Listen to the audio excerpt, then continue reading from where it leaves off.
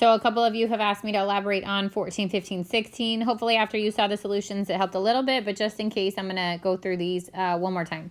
So it says, find the probability that a chosen point in the figure lies in the shaded region. So for this first one, we need to find the area of the shaded region, and then we need to find the area of the whole thing. So the area of that blue shaded region would be the area of a sector. The angle here is 25, so it'd be 25 over 360 times pi r, and if this whole thing is 12, then r would be 6 squared. So I'd get 25 over 360 times 36 pi. And then I can say 36 goes into 360 10 times, 5 goes into here 5 times, and here twice.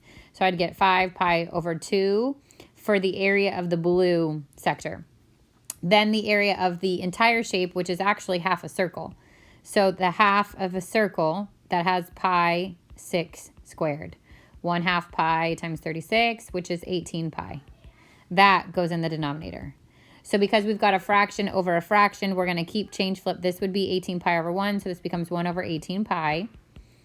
The pi's can cancel, and then I can multiply straight across, and I'd get 5 over 2 times 18, which is 36. So without a calculator, that's how it'll be left, and you'll see it when you see your choices for your answers. If it had a calculator and it asked you for the percents, I would divide and then move my decimal 2 places. Okay, looking at 15, now we're doing the area again of the triangle, that's the shaded part, over the area of the whole thing, which is the triangle plus the circle. So the triangle would be 1/2 base times height, the base being 15, the height being, if this is 6, then the height, oh sorry, I drew on top of it.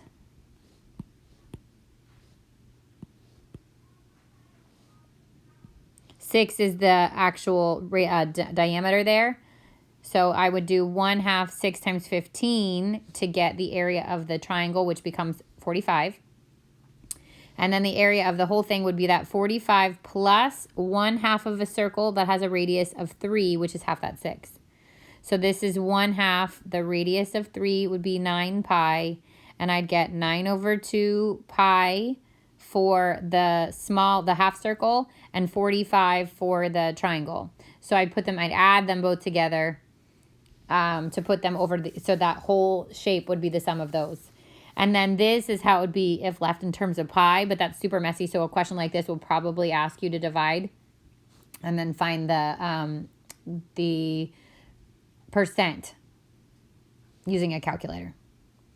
16 would be the area of you could do the area of the whole thing, which is the square. That's 4 times 4, which is 16. That's the bottom. And then the area of the shape inside would be this half circle and then this rectangle on the bottom. So the half the circle is 1/2 2 squared times pi, or 1/2 4 pi, which becomes 2 pi.